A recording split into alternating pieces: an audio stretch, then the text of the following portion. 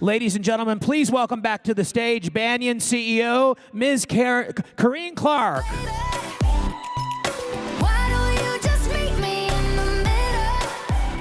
You're in for a treat today. You're in for a treat today.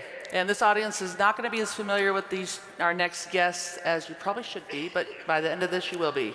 This is a badass couple. Yes, first time badass has been said on the stage, and first time we've had a married couple on the stage. So I'm going to bring out Al Coe, who's the Chief Transformation Officer at Intuit, and his wife, and Miura Coe, who is a co-founder of Floodgate Capital, also known as the most powerful woman in venture capital. Thank you.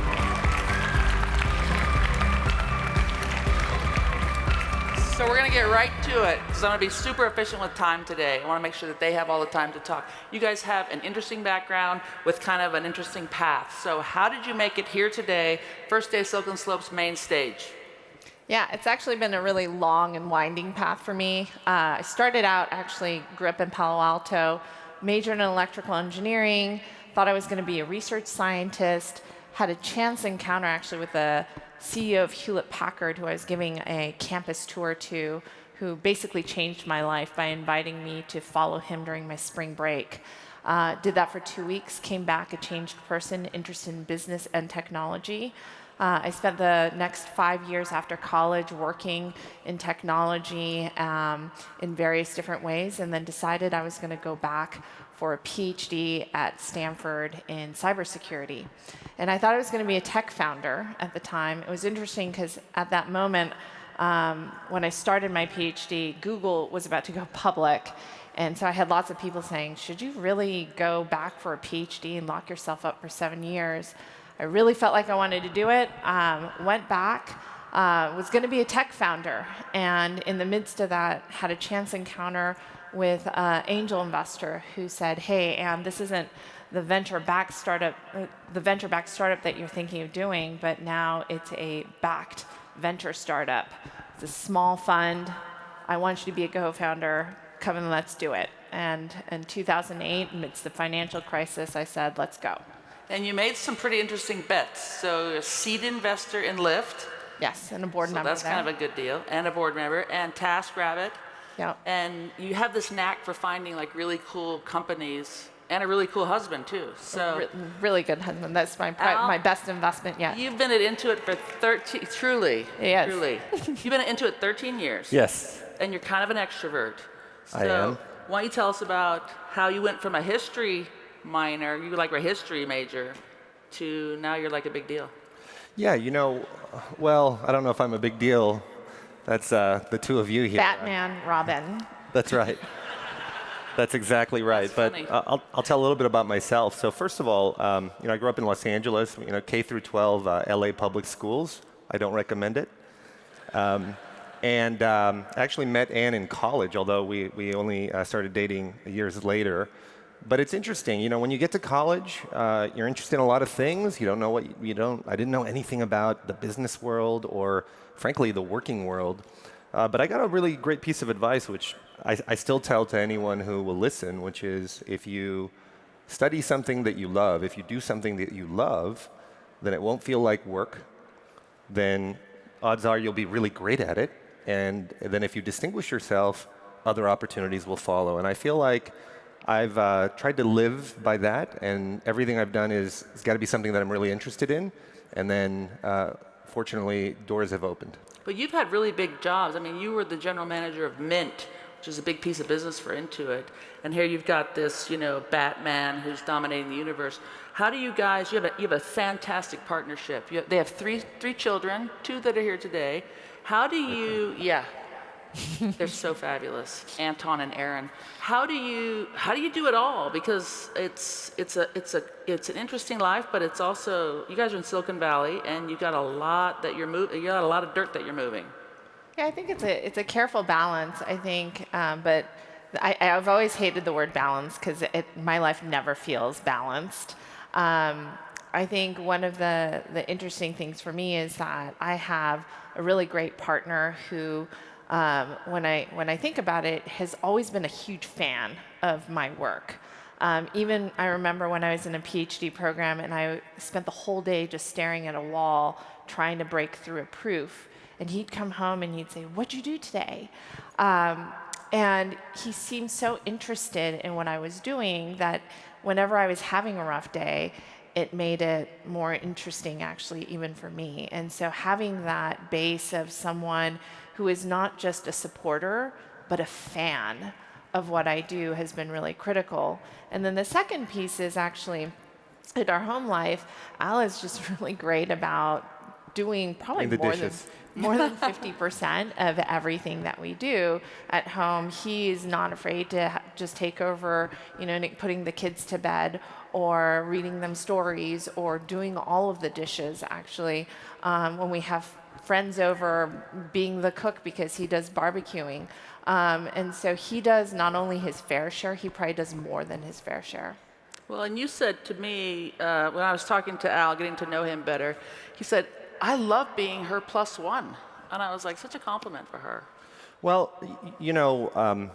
of course, I have my own identity, and then for those of you who are in relationships and get married and have a family, of course, then those identities get fused. But one of the things that I was raised by my parents to believe is, of course, that, and I have a sister.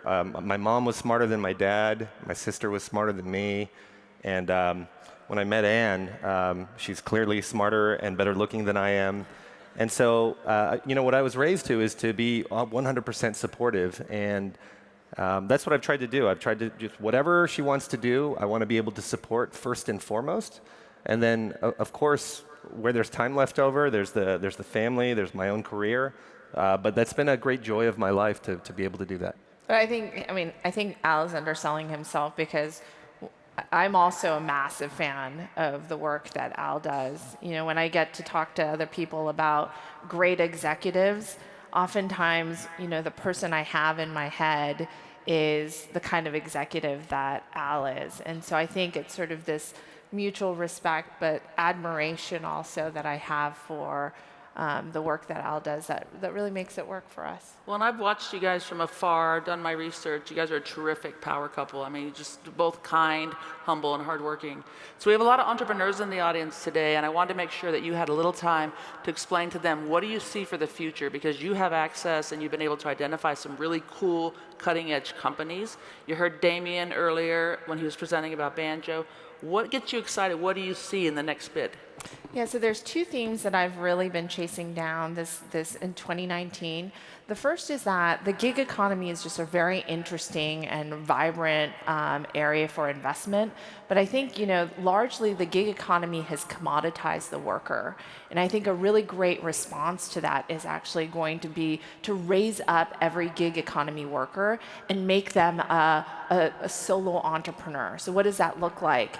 If you can get an Instacart shopper and give them the business of being a shopper and developing their own clientele and developing their own business, I think that's a really interesting opportunity. There are other opportunities within the gig economy. I think the second piece that I'm really interested in is artificial intelligence and privacy. So I think the artificial intelligence has largely been about accumulating a ton of data and being able to train on top of that. And as someone who did her PhD in math modeling, that's very exciting, but it also means that privacy is at stake. And I believe that we're now at the cutting edge of technology where we can actually allow for privacy while allowing for training on smaller sets of data. So I'm making investments in that space. If you're looking at anything in those areas, I'm really interested in speaking with you. And then, the third area is obviously verticalized SaaS, which obviously this area, Utah is really well known for. So Al, what do you see? Because you're transforming, you have a big job transforming Intuit into the company that is going to be next.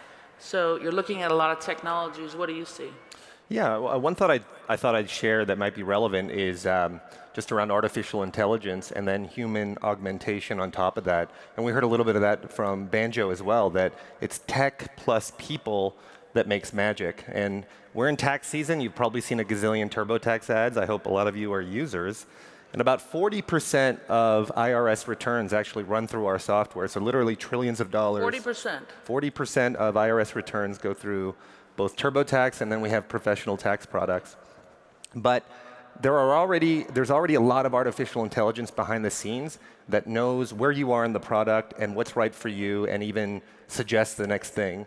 And the world is at hand in the not too distant future where when you get an email from TurboTax, it won't say, it's time to file your taxes. It'll say, your taxes are done. Would you like to review? And of course, privacy is very important. But until we get to that world, we see human augmentation of what the machine does on that last mile where you need that piece of advice to be massively beneficial, and not just certainly in tax, but in accounting and financial advice, which is the business we're in. But if you think across every industry, whether it's medicine, whether it's law, imagine now where all the mundane stuff is done by the machine, but you can, on demand, hire an expert to do the rest. We talk about this actually internally at Floodgate as giving people the Iron Man suit. And I think that's actually the role of artificial intelligence. And even as I was talking about like the solo entrepreneur, we talk about how do you give the solo entrepreneur the Iron Man suit? I think that is a huge theme because I think ultimately venture capital technology is here really to advance prosperity for the world. And if we can't do that, then we've really greatly failed. And how do you create prosperity for everyone? Well, it's by giving them superpowers through the use of technology. That's what I'm most passionate about. So we have a lot of young students in the crowd who they want to be you when they grow up. So what can you tell them to make sure that they get there? Because you guys didn't have a straight line in any of your work, right? History major, mathematician, can type the alphabet in 4 seconds, which is kind of a cool skill. I tried. I can only do it in 6. What do you tell these guys? It sort of goes back to what Al said, like follow something that you really love to do and become great at it because then someone will notice and they'll invest in you. I think it's when someone tells you to be great at something and then you try to do it, it never really works out, right? And so for me, it's always been finding that one thing that I'll spend hours doing when no one else will do it. That's your competitive advantage. Yeah, it's just to be amazing at the thing that you've been asked to do in the moment, as opposed to constantly thinking about what's next. And I found that if you do that, the what's next becomes a lot easier and more obvious. Right, right. Well, thank you for coming to business today. These folks will be here today if you want to talk to them after the main stage. And I want to thank Anton and Aaron for bringing your parents to work today. Thank you. All right, ladies and gentlemen, let's give them a big round of applause. Thank you all for being here. All right, ladies and gentlemen, please help me and